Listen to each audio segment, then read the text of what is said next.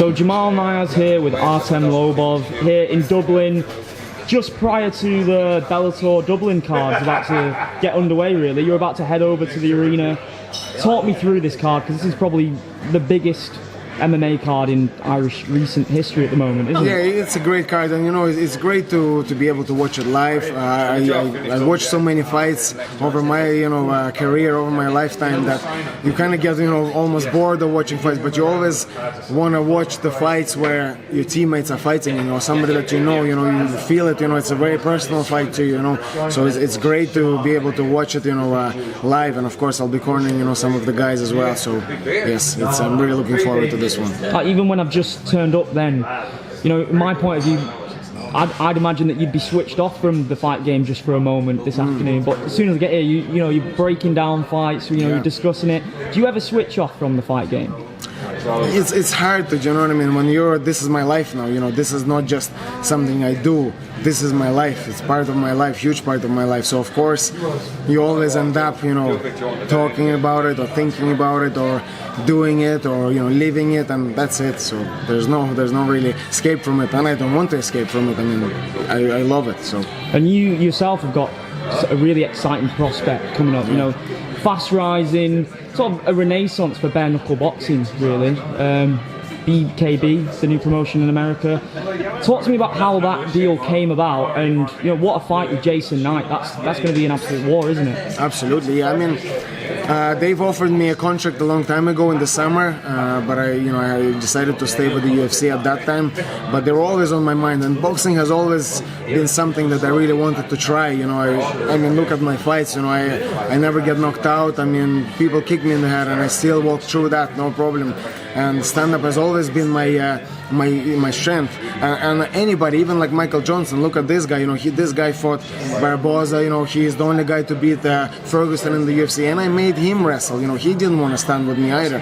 So to me, I'm like, well, I should try myself in boxing, and that's what I'm doing now. And plus, the money was so good, it was impossible to turn down. So. And obviously, there has been a lot of talk about sort of your breakup from the UFC. Can you just describe to me what that was like, what the feelings are towards them? No, absolutely. Like, I have nothing but respect and gratitude to the UFC. I've had a great career there. I enjoyed it so much. I enjoyed being part of that company. It is truly a very, very well-oiled machine. The way they run their events and everything.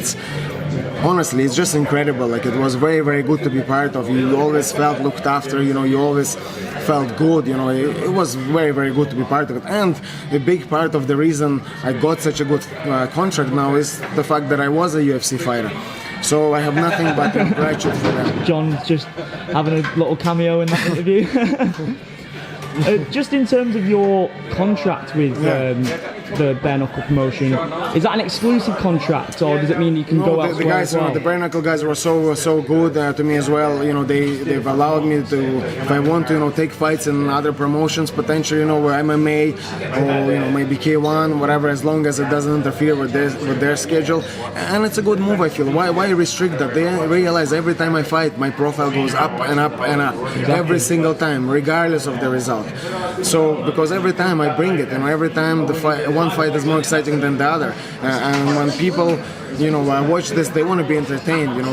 Let's be honest, people don't really watch it for the result; they want to watch it for entertainment value. And when I fight, you don't get much more entertainment than my fights.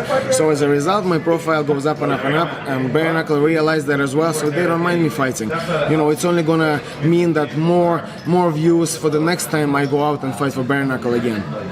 And we were just talking actually then, the really interesting idea, Bellator have been pumping out these tournaments at the moment, which is something that the UFC hasn't been doing. I feel like they've really capitalised on an exciting market in MMA. The talk at the moment is that they're going to have a featherweight tournament beginning in September.